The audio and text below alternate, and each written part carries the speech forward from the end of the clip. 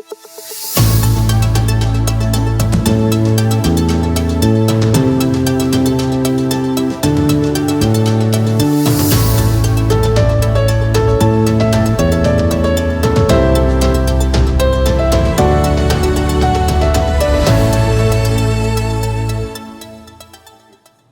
na tela seguinte, a gente traz algo que, teoricamente, se aplicaria mais para o prestador do serviço, mas é interessante que você, como tomador, também tenha um pouco de conhecimento quanto a isso. Veja, o prestador optante do Simples, quando ele vai fazer o envio, quer dizer, declarar as suas receitas para fins de cálculo da sua tributação no Simples Nacional, depois de indicar as suas receitas e clicar no botão de salvar, vocês vão perceber que ele tem várias opções de marcar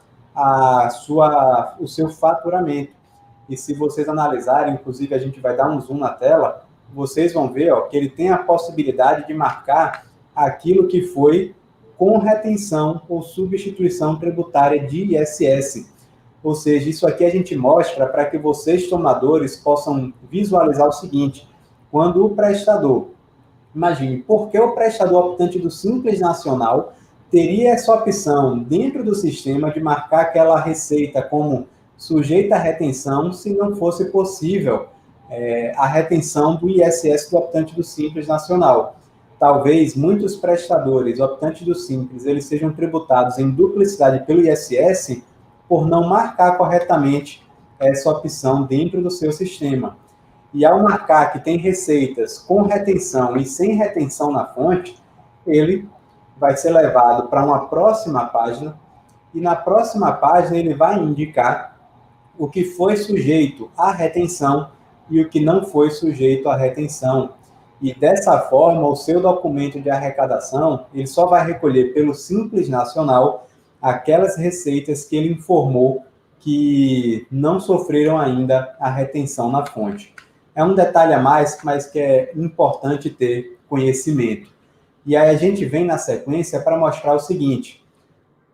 como segregar as receitas do Simples Nacional nessas situações, principalmente quando há CEPOM. E é interessante observar, Alexandre, nessa seguinte situação, que determinada empresa, no mês, ela tenha tido ali receitas no valor de R$100 mil,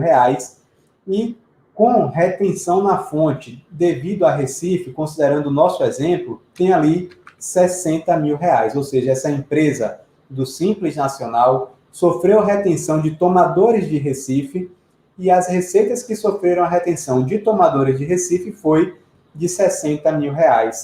Mas vamos supor, pegando o caso até de Camille, vamos supor, Camille, que esse prestador optante do Simples, tenha prestado um serviço sujeito à regra quanto ao local de incidência do imposto no Rio de Janeiro e não tenha se cadastrado no CEPOM no Rio de Janeiro. Camille, como tomadora de serviço no Rio de Janeiro, por falta do CEPOM, tem que fazer a retenção do ISS para o Rio de Janeiro. Então, nessa hipótese, vamos supor que ele sofreu retenção do ISS no Rio de Janeiro por ausência de inscrição no CEPOM, e essa receita que sofreu essa retenção no Rio foi de R$10 mil.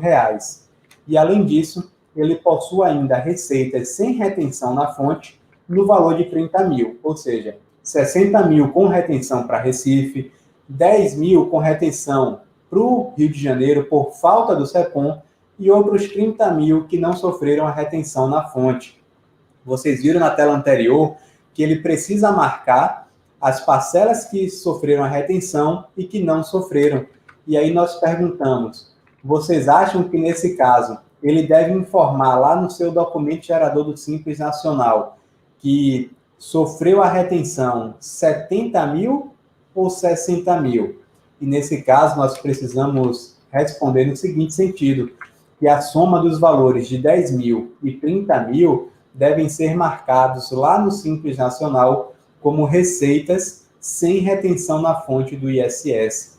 Então, Alexandre, a gente costuma dizer que se todas as formalidades elas são seguidas, em tese, o prestador optante do Simples ele não é tributado em duplicidade, salvo quando ele desrespeita essas regras quanto ao CEPOM e sofre a retenção por falta desse cadastro, não é isso mesmo?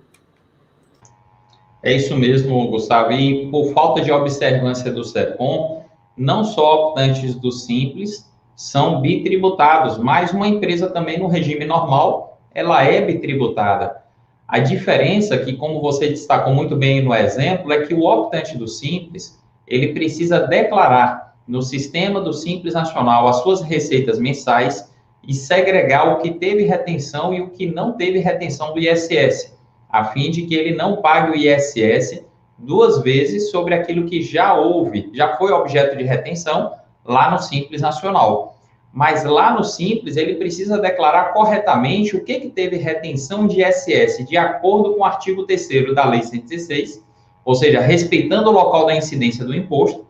e aquilo que teve retenção, que foi fruto, por exemplo, da